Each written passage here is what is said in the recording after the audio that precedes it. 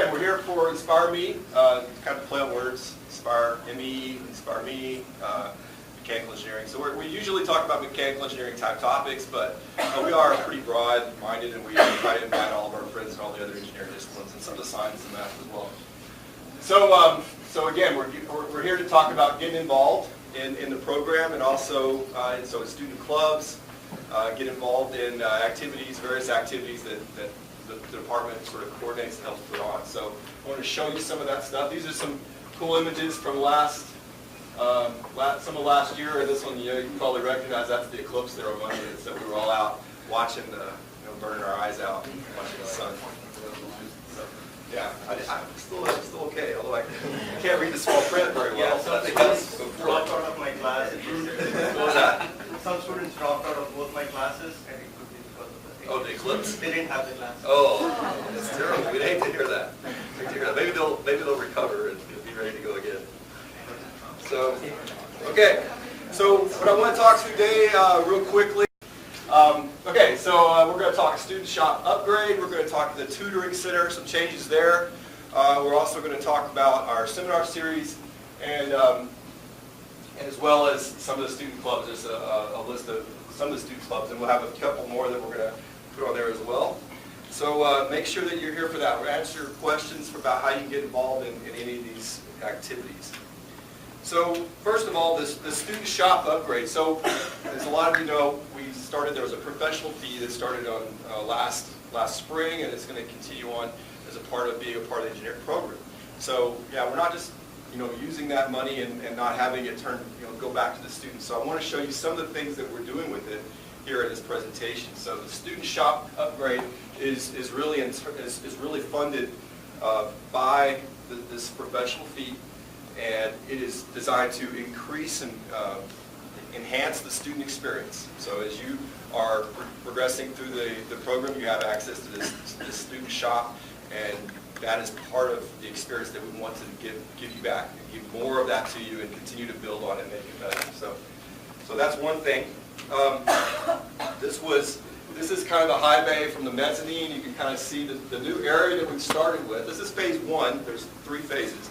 So phase one, you can see we've taken a big chunk of the floor space there in the middle of the high bay, and we put a wall around it, and we're starting to purchase machine tools and workbenches and things like that. So this is from the other side. You can see kind of the wall. It's got some plexiglass see-through walls, and then it's got some more wood grain paneling there. If you have a chance, if you haven't already been over there, please make sure you sneak over there and check it out, because I think it's going to be a pretty fun experience. On the inside, you can see there's some tables.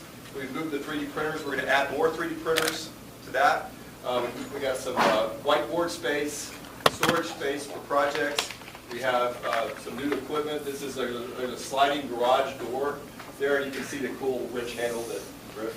He's very proud of himself, as you can see. I don't know if you guys know Griff, but he's over there helping. He'll help design this space. He's going to continue to be involved in it. And so so that was kind of his idea. I think we had this big wrench that nobody used, so that's a good idea. Got a new bandsaw, vertical bandsaw there. Air, shop power, everything is kind of moved out to that new space. We're going to continue to expand that. And again, maybe just a different view of the inside here, where we have whiteboard space and more tables and workbenches and things like that for you to use hand tools. This is the first step. We also have a new milling machine, a sharp mill coming in that we're going to be, it doubles our milling machine capacity in the shop. So senior design, all of our club activities, and other activities within the department will have access to that. And I think it will help alleviate some of the bottlenecks that I had in the shop. And we're going to continue to add more of this equipment later as well.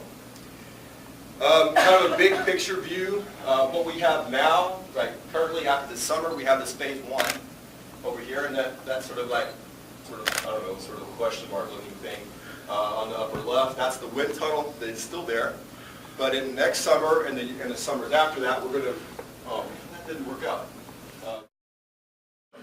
We're not going to be building in the fountain.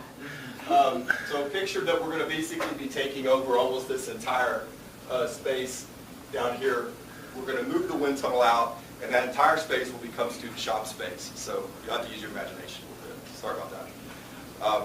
And so basically that whole entire space becomes places where we're going to have milling machines, lathes, a wood shop, 3D printers, all that equipment available for you as students to use. And it's going to be, think of it like an engineering style makerspace.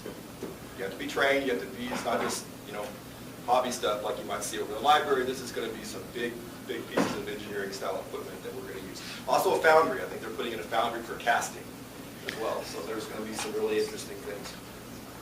I don't know why that slide turned out that way, but anyway. The other thing we're doing is we're expanding our tutoring center. So those of you who've been a part of our tutoring center so far, we used to call them LAs. We're no longer calling them LAs. They're called PEs, for peer educators. So we've got 6 PEs, 7 PEs, right? 6? Go ahead, 7. Plus 2, plus taxes. Okay. 6 plus 2. So right now we have 8, sounds like, total. Then we're going to continue to expand these PEs, peer educators. And we have now 3 spaces. And one of them is continue to be the GAA, where those of you who have used that before are going to continue to be over there. But we're also going to have times in our 336 room, which is the senior design lab up on the 3rd floor of the ENGR building, and the fluids lab. And we're going to have simultaneous tutoring sessions that are going to be going on at all these places so we can alleviate some of the crowding that we've had. So we've opened up some new spaces for us. And so these are going to be continuing to be directed really at the junior level curriculum. Those of you in thermo, you have two PEs. They're going to be helping you through this curriculum, making sure that you have every opportunity to be successful. That's really the goal for it. And fluids is going to be there, and mechanics and materials 350, and machine design 1 352 also have all those courses in the mid-junior, early junior curriculum. Those are really where we're targeting these areas for helping you learn these engineering study habits and engineering techniques within those classes.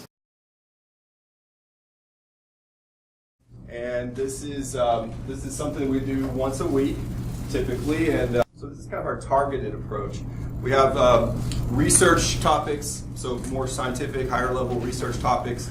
We also have professional development topics, and then people from industry that come back and share their experiences with you. So you get a variety of different topics, but I encourage you to go to all of them.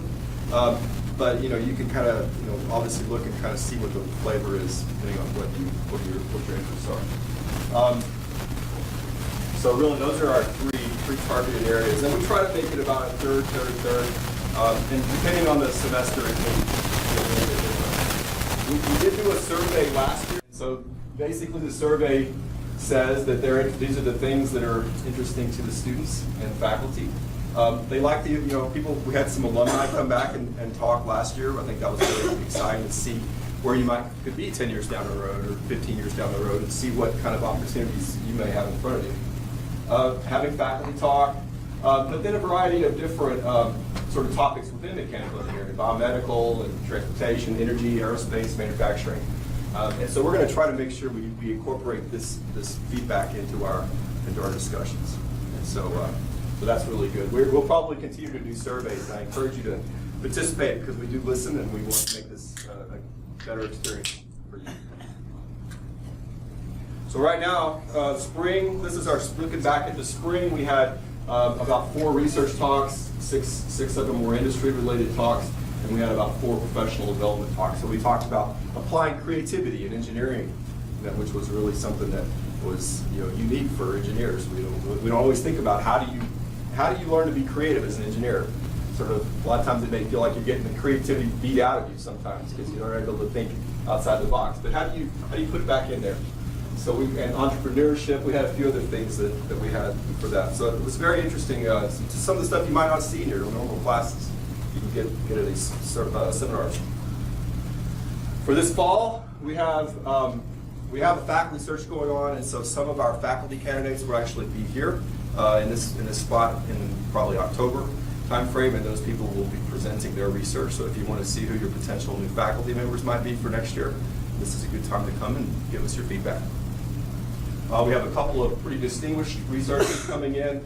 We have several people coming in from industry talks, and we have internships paths in the industry, research or academia, type of things that you can get involved in as students that might help your professional development.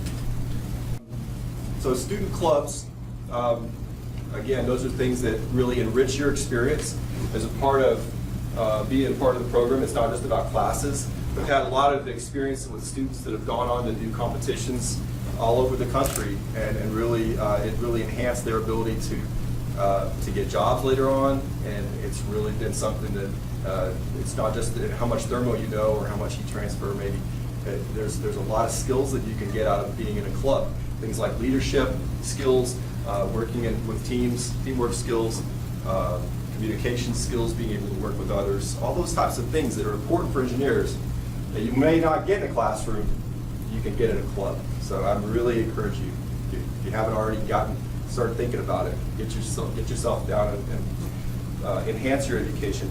Be better prepared for your industry experience. So with that being said, let's see, any club first, right? So where's Taylor? Taylor, so you want to come up and I'm going to introduce you guys. So Taylor and Mike. Huh? Michael Boyle. I was going to just do first names. So what I'm going to say, these guys are the leadership team for our ME club, and I'm going to hopefully ask them to respond to each of these questions, like who are you, what do you do, how do you get in touch with you, where do you meet, that sort of thing. So at this point, I'm going to turn it over to these guys. So who am I? I am a senior in the Mechanical Engineering program. I am a very heavily interested automotive guy, hoping to go on to be a race engineer when I graduate, build race cars, all sorts of trick stuff. Probably let you go. I'm Michael, and I've been VP of the club since last year, so I've been around it for a little while. And like Taylor, I'm heavily interested more in the robotics side of things, and I just think it's really fun, the things that we do in the club, so I hang around a lot. So what projects are we doing? Me personally, I wanted to do, obviously, automotive.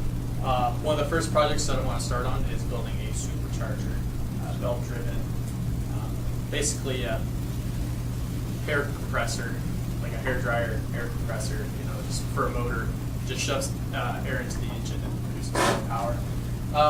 Also want to do some scale model aero testing, so 3D printing like parts onto a scale model car, running in the wind tunnel while we still have it, and testing some.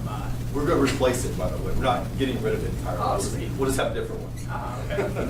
Whatever's there when we get to it. Try to get some cool data out of it. It's kind of neat how you can actually get pretty reasonably accurate data from a scale model that will actually translate to a real model if you, when you take a class, can't match what's called Reynolds number. It's just a coefficient essentially that you'll learn later on.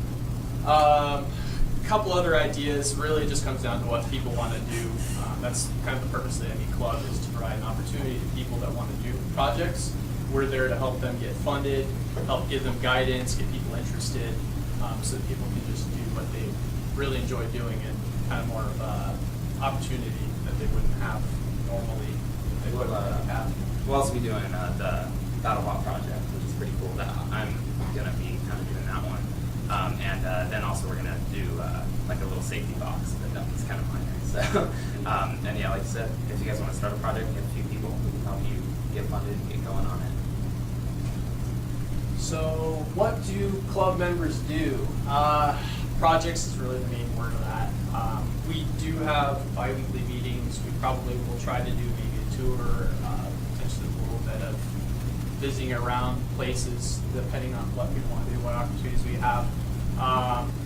Hanging out, at the machine shop, just messing with stuff, tinkering. It doesn't even have to really be per se a specific goal, or so you're just there figuring things out, working with the equipment, just getting more of a 3D sense of thinking and feeling how things kind of work. It's just an opportunity to use your hands and stuff that you wouldn't normally have access to. We're also going to be doing some counseling and resume building, things like that, help us get prepared for all the career fairs. So that brings us into when do we meet. For right now, the time is to meet Mondays 4:30 to 6, bi-weekly, so once every other week. I know that's kind of a hard time for a lot of people to make, So we may end up taking a poll and picking a different time, or maybe having a second meeting time. Or I'm more than willing to meet in person with people on another time. I'll be on campus all the time, so whatever we need to do to keep people in the loop. And of course, we'll have our email list that will keep people updated with what we're doing. Yeah. Who do you contact? We're building an email list to try to get everyone onto the same source of communication. We could probably take emails for anyone that's interested, I guess, right now, just so we can send out mass emails to everyone to keep them updated with everything that's going on. Also, if you can make it to the first meeting, that's where we're probably going to try to get the majority of all the collection of contact information. And that way we can just send out updates of what's going on and whatnot. I'll send a piece of paper around so that if you can't make that, then I know we accidentally scheduled at the same time as the Society of Women Engineers. Yeah. That was a mistake, but we didn't know. So we'll send an email around, so if you can't make that, we will get you on the email list and keep you updated. Do you guys have any questions about the club? Or? Can people join at like any time? Yep. And if you come, you're not committing to anything. You don't even have to be in the Mechanical Engineering Club. So Yeah. it's pretty loose. If you just want to come and hang out, because that's a good part. Like you're coming to a club with people who like what you like. You know what I mean? So if you just want to come and hang out, even that's fine. Yeah.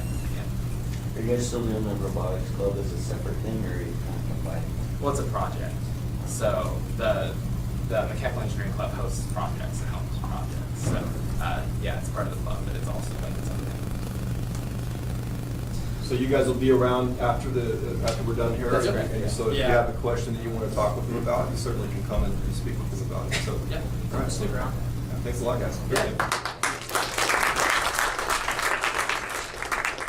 So just as an aside, the Mechanical Engineering Club is kind of a bigger umbrella club, and they also have several different things going on within it, and there could potentially be other things as well. And then some of the other clubs that you'll hear about will have maybe more of a specific purpose. But we all work together and try to provide other opportunities for students. Terry Jackson. I'm a senior now in mechanical engineering. So I'm getting the Engineers for Service Club going this semester. So it's a club working on service projects with engineering solutions. So if a community is finding a need but they can't actually afford to fix like a problem, we could come in and help them out with that. So that would be the goal for the club. Right now we don't have any projects officially yet, but we have leads in Peru through Dawn, and also some in Haiti and some in Africa. So we're looking at different projects that we could really get moving on. Other than that, we are working in the Boise area. We've volunteered with Computers for Kids, which is a local company that refurbishes old computers and gives them away to the kids in the area. So we'll probably start off on some local projects this semester and get a plan going for a big project, probably abroad. So right now, club members volunteer. Like I said, we did Computers for Kids, and then we also started working on a solar panel project with the construction management club last semester. So club members volunteer and also kind of help choose what projects we're going to work on, since you're the ones who will be working on them. We do have a meeting next week, Tuesday at 5:30. So we'll be meeting then. I haven't found the room yet, but I will be doing that, and I'll have the send out the information for that. Contact would be me. I do have flyers over here, so if you guys are interested, you can come talk to me afterwards. I also have a sign-up sheet to get on the email list. So, yeah. Does this have anything to do with the Engineers Without Borders that was going on last semester? Yes. We were trying to be Engineers Without Borders chapter. We kind of ran into some bureaucracy kind of issues and financial issues, so we decided to form an independent club with similar goals. Yeah. Any questions? Any questions? Well, like I said, I do have flyers if you're interested with the meeting on there too, and I will be sending out more information through the end. So. Actually, Thanks. I have a question. Yeah. Were you going to be doing like travel, or are these? That would be the these- plan, yes. That's what Like I said, we have some in like Peru and Africa. So it'd be cool to get like a big project going. Yeah. Are you looking for all types of engineering? Yep. We have some computer scientists getting involved, and we always need more civil engineers. Right now we do have mostly mechanical engineers, but we're looking for everything. So. Cool. Thank you.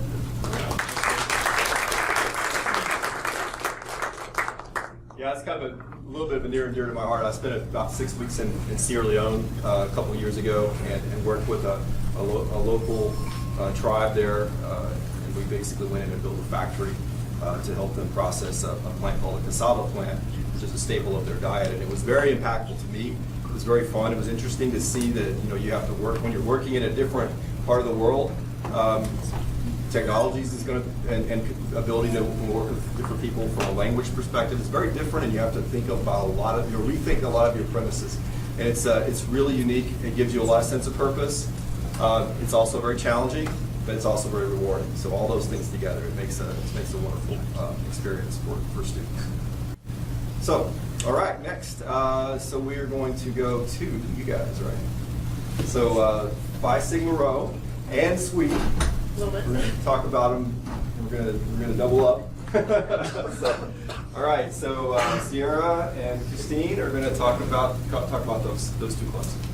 Hi, I'm Sierra Ludwig. I'm a senior in mechanical engineering, and I am the founder, former president, and current vice president of Phi Sigma Rho. It's a nationwide sorority, social sorority for women engineering and technical science majors. There are 35, almost 37 chapters around the country. About 5,000 to 7,000 women are part of it around the world. I'm Christine. I am also a member of Phi Sigma Rho. I'm also a member of SWE, the Society of Women Engineers. So I'm going to speak about them a little bit too. So in Phi Rho, it's a social sorority, so we really focus on getting out of the classroom. We do study hours, but we really want to focus more on hanging out, getting out of that always need to study mindset, spending some fun time, just kind of relaxing. Because it's really easy to get swamped with schoolwork and make that your focus.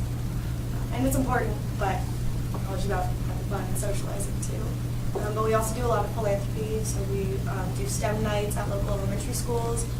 We participate in the Light the Night Walk for the Leukemia and Lymphoma Society, and we participate in Relay for Life in the spring.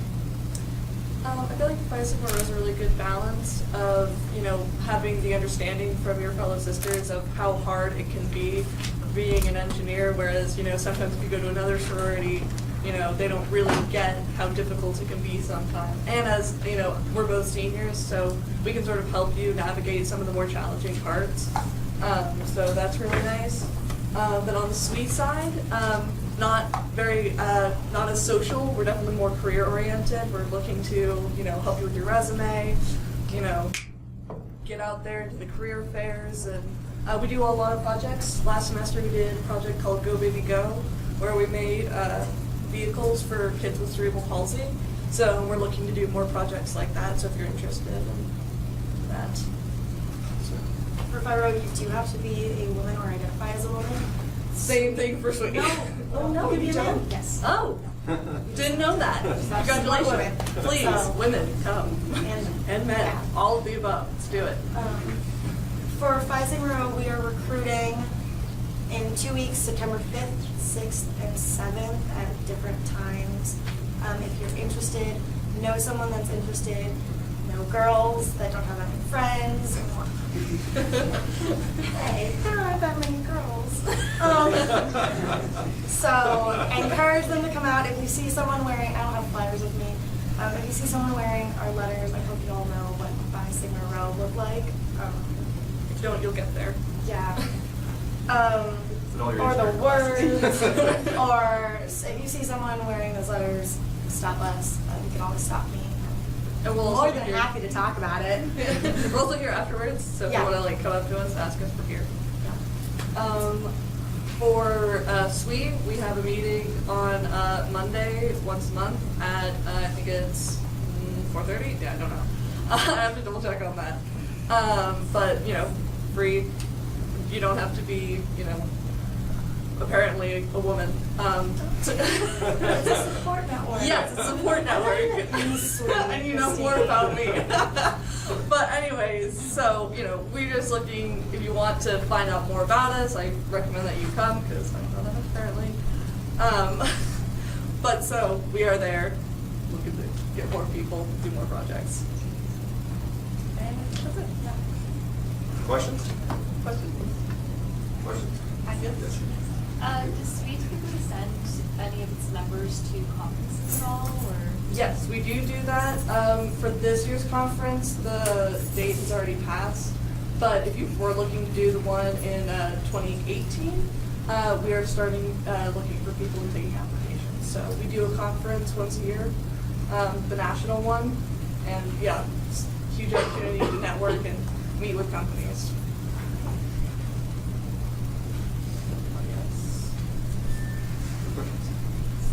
All right, good job. So Sierra and Christine both had wonderful internships this summer. Just as an aside, I thought I'd mention that. We got a lot of our students are doing clubs, but they're also doing internships.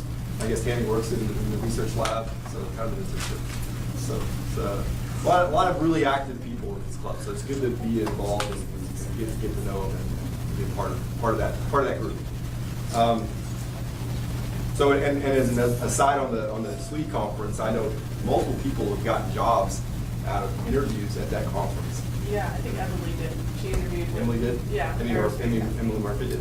Yeah. Well, last year, the year before, I think Lauren Johnson got a Boeing job. Yes. Right out of that same conference, as I recall. So, Yeah. yeah, so it's a great opportunity for women engineers.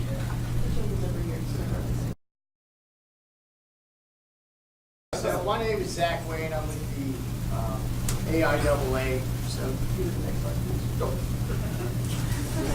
I did 2 slides. I did a lot of work. You did, yeah, that was awesome.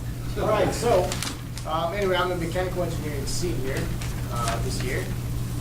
And what does AIAA stand for? Well, it stands for the American Institute for Aerospace and Aeronautics. So put AIAA for short. So basically, what do? Well, we built airplanes, or at least we tried to. So this is a plane that we kind of started on next week, or sorry, last semester. But anyway, we're trying to change it from a glider to a 3-channel powered aircraft. The thing is, I got like $700 worth of airplane parts in the locker, so I need some engineers that want to get their hands dirty and actually like build some stuff. Most of us are probably mechanical engineers. So obviously we're lacking a little bit in the electrical and computer science department. So if you know any of your friends, we'd love to have some diverse talent within the club. So that's pretty much all we're about. It's all about just building stuff that flies. I mean, part of what got my interest in the aerospace industry is that I was a UAV pilot in Afghanistan, so I had like 25 hours of flight time. So that's kind of what sparked my interest in aerospace and UAS, which is unmanned aerial systems in particular. So anyway, I'd love to talk to you. I have an email sign up, so you can just come see me, and I have this fancy little technology email sign up form for you, and we'll get building some stuff. Does anyone have any questions?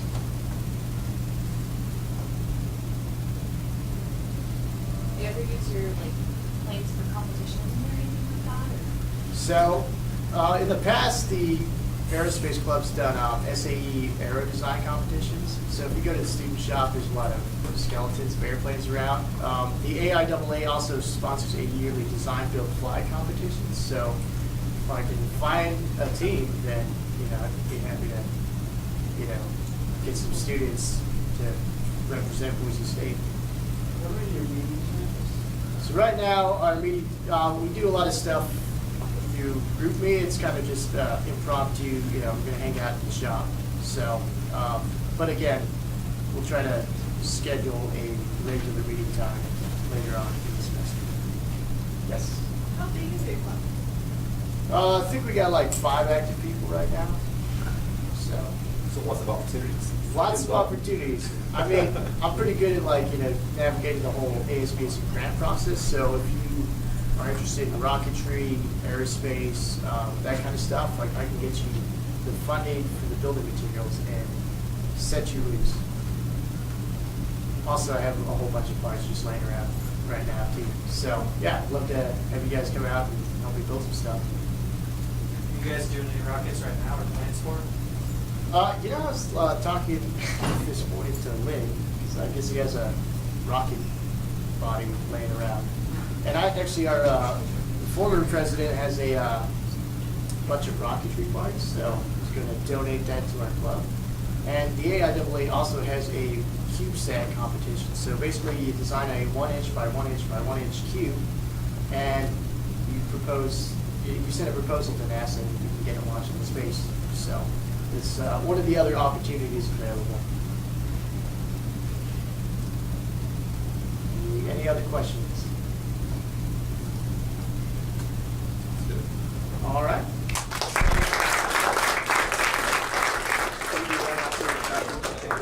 All right, very cool. So as an aside, that big plane in the atrium, as you're going up the stairs in the other engineering building, that big black carbon fiber plane, that was done. That was the 2012 aero design competition that was just mentioned, and it was the winner of the advanced class in all divisions, basically the advanced class across all international divisions within aerospace. They did 5 years prior to that, so they finally won, and they haven't really been back since. I don't think so. So there has been a heritage here, or historical lineage of that, and a lot of those planes that you see out in the high bay are some of their skeletons that they left behind. So I personally would love to see all that stuff kind of get back to where we were and kind of build that back up a little bit, because I think it's a really fun project. It's very exciting to see, and the CubeSat, man, I'd love to do that. I think that'd be very cool. It sounds pretty cool. Yeah, I think that'd be very cool. So so those are the types of things that I think as a department we can sort of help coordinate those types of things with you as well. And I know I don't think I mentioned this earlier, but I know the ASBSU provides funding, but we also have a funding mechanism within the department. If you have a proposal for a club and you're interested in maybe obtaining some seed funding, you can apply to the department, and we do a selection process, and then we can distribute that money out to the clubs again. So just and if something like a CubeSat comes up and you're looking for how do we get this thing off the ground, that's a place you can come. And I'd love to talk with you about something. Any of these ideas actually, but that would be one of them. No, actually, one more thing. So right now, Boise State's doing what's called the Student Opportunities for Airborne Research. So it's a first-year pilot program. So I'm also involved with that. And actually, Andrew across the room is a mechanical engineer that's working with the electrical team. So shout out to her. Oh, cool. Very nice. I'm not very familiar with that. I may have to look into that. Sounds good. We'll turn it into Design Monday. I'll show you. I know. Yeah. Okay, all right, so microgravity. Marcus. All right, so we have another long-standing club that's been involved in microgravity for at least 2009, I think. We've had various iterations. So I want to let you guys go ahead and talk about where it is right now. Awesome. Hi everybody, my name is Marcus. I'm a junior mechanical engineering student this year, and I'll be the team lead for the microgravity team this year. My name is Addie Lupercio. I'm a senior in the Material Science and Engineering department, and I was on the flight team for microgravity this past year. And I'm Philip Belzeski, a senior physics student who was one of the team leads last year, and also on the flight team. All right, so just a little bit about what our group does. So the challenge or the program that we participate in every year is called NASA's Micro-G Next program. And what that basically is they put out these challenges for undergraduate students across the country. Schools from all over the place apply to them, and there's a review process that NASA then accepts some of those ideas, and we kind of move forward. And you can see the challenges are current space exploration challenges. So 2 years ago and 3 years ago, they did like a float sample grabber, Last year we did a subsurface sampling device. And there's a couple pictures of it later on. But that's really the program. We call ourselves kind of microgravity research team, but that's what we do pretty much every year. And then in addition to that, outreach is a big thing we do. I know last year, Addie was, like she said, the outreach coordinator, and we went to a ton of STEM events. I feel like we went to every elementary school all over the valley, and we just hang out with the kids and get them excited about NASA and aerospace engineering and STEM in general. We were here for the engineering festival and science day and all that stuff, so that's another really big part about what we do. So in terms of actually what the team members do, what we do day in and day out, from the beginning we design a tool, we brainstorm. Our first couple meetings are always just drawn on the whiteboards, really basic stuff. And then as we move forward, we prototype, and eventually we build the tool. In addition to that, we have to write a couple technical documents. In November is when the proposal is due, and that's a fully fledged proposal about not only what your design is, but the safety constraints that NASA puts on the projects, because the idea is that astronauts are going to use these things, and so they're big on whether there's sharp points on your tool, or you can't pinch anything when they're using them on a spacewalk and stuff. So there's that, and then a TEDP later in the semester, which is before you travel to the NBL, and then after that there's another one kind of reviewing your whole project and stuff at the end. And like I said, the NBL is a neutral buoyancy lab. It's a NASA lab in the Johnson Space Center, which is down in Houston, Texas. And if you get accepted into the program, you can see our flight team there, 6 students. It's usually around that number. Travels down there. And I was going to let these guys tell you a little bit more about what goes on when you're there. Cool. Yeah. So we get there, and we get sort of a rundown of like safety, how we have to behave. But then we actually give a presentation on our tool and how it fits into NASA's safety requirements. We have to explain it to these NASA officials, the director of the NBL, and all these other big shot NASA people. It was really intimidating. We have to tell them why our tool, and we have to walk them through how it works, and then tell them why it's not going to injure any other divers or be a hazard to their pool or anything like that. And then we go in and tour the whole place, and as you can see, there's a huge pool, 6 million gallons of water, full International Space Station mock-up in there, and really cool experience. And then the really cool part is that we have Steve Swanson as one of our advisors, who is a former astronaut. So he really kind of gave us a VIP experience. We got to go out on the deck while all the other teams were still downstairs, and we actually got to see 2 astronauts being suited up to go into the pool, got to take pictures with them. It was such a cool experience. I would not have changed anything, and it was really awesome. Yeah, so the next step is that we actually have to train some divers on how to use our tool, and then they bring them down into the pool and actually use it on like sedimentary rock and loose regolith for our challenge last year. And so it was tested out. We walked them through on the communications network, the comms, and yeah, our test was pretty successful. That was really rewarding. Yeah, just on what Addie touched a little bit, Steve is a super good resource for us. Gus, also here today, is one of our advisors. Dr. Zaire is a faculty member in the college, and then Christine Chang works in the STEM and diversity program. And they all kind of mentor us through the entire year. They're obviously all really experienced engineers and professors, and so it's really helpful because they want us to do the work and stuff, but they're also there to support us and just kind of help us through anything we're struggling with. So for the projects this year and kind of the timeline we got going on this year, you can see the challenges. NASA actually just came out with those like yesterday. So we haven't even decided yet. That'll be what we do over our first couple meetings, is decide between one of those 4 challenges, and then we'll commit to it and get working. The first deadline comes up pretty soon. November 1st is when that's due, and then it's the 8th of December that we hear back from NASA about if we're accepted or not. And then test week is always a couple different weeks. These guys went right after finals week last semester. And yeah, so then you have the whole second semester to build it. As Dr. Plummer was saying earlier, I think one of the coolest things for me being a part of it last year was getting all the experience in the machine shop.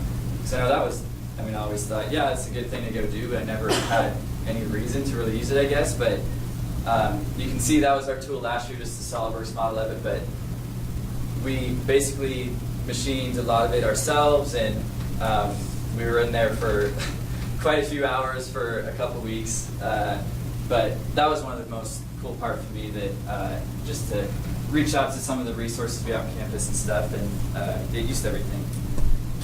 And then lastly, we do ask for a little application because we have a lot of interested students, and just want to make sure that the people who do sign up are committed, because it is kind of a time-intensive project, and we have a budget with sponsors, and I think it's more than just kind of a club that you just show up to every once in a while when you kind of have time and stuff.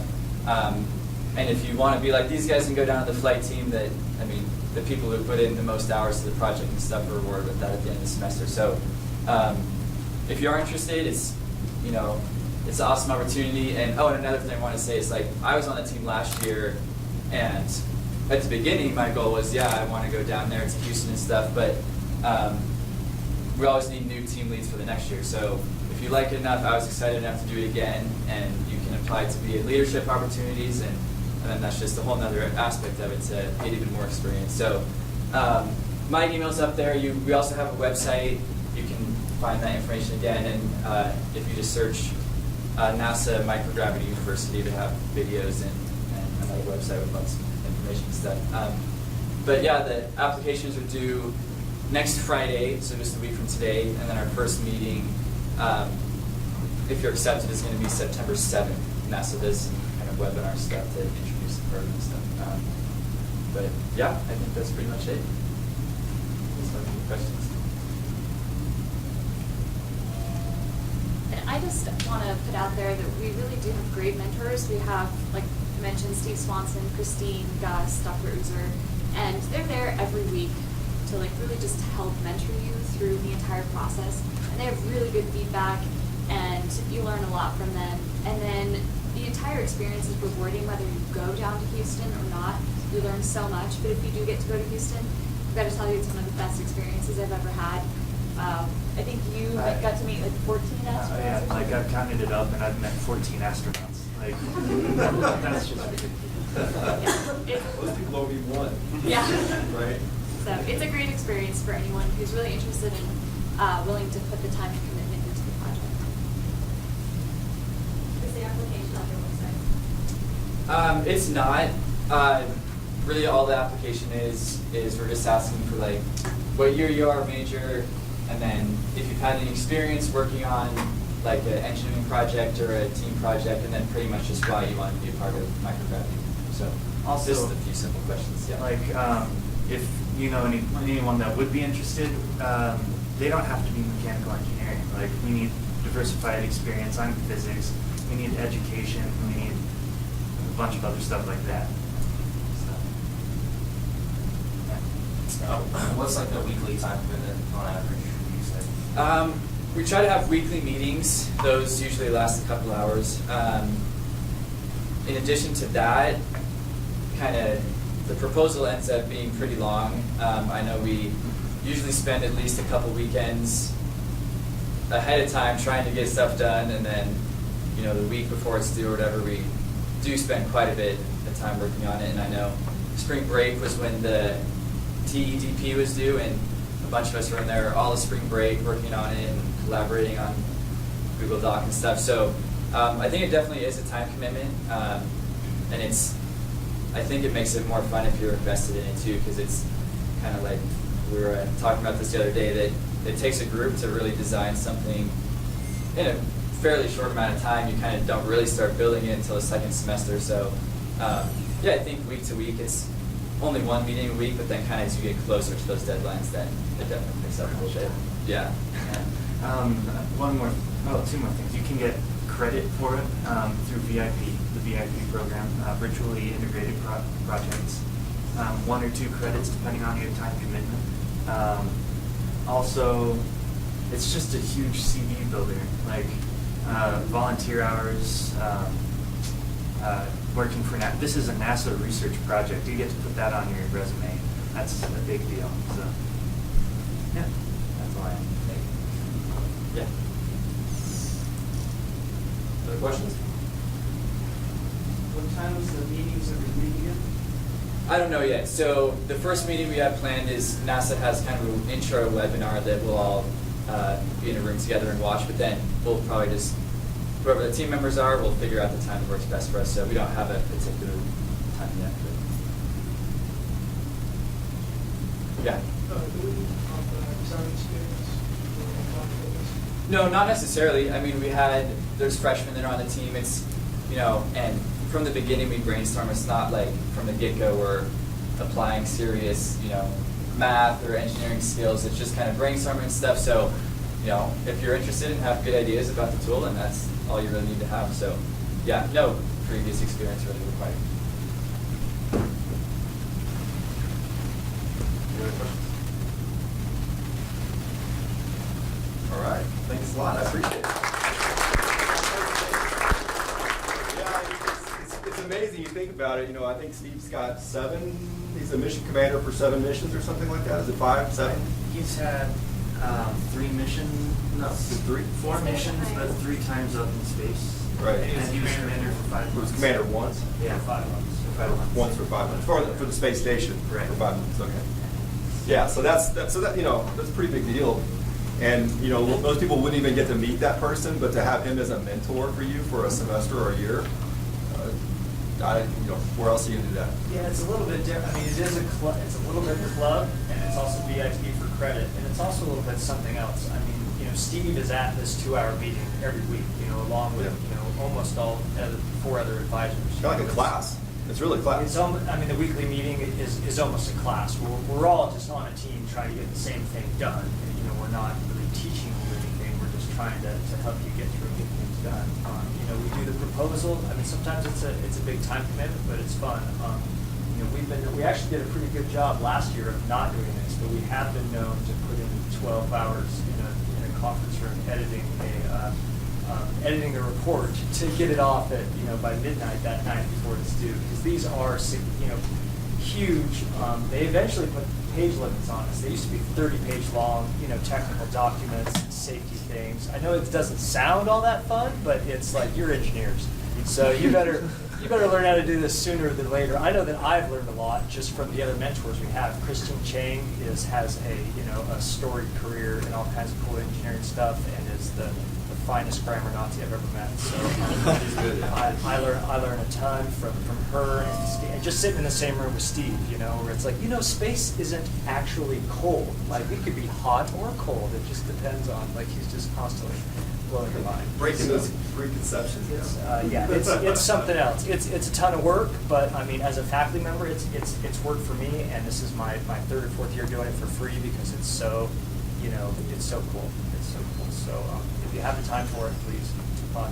But you could go to Ohio State or MIT and not have the system. Exactly. Same. You've got it's a wonderful, wonderful opportunity. We are the class of the field.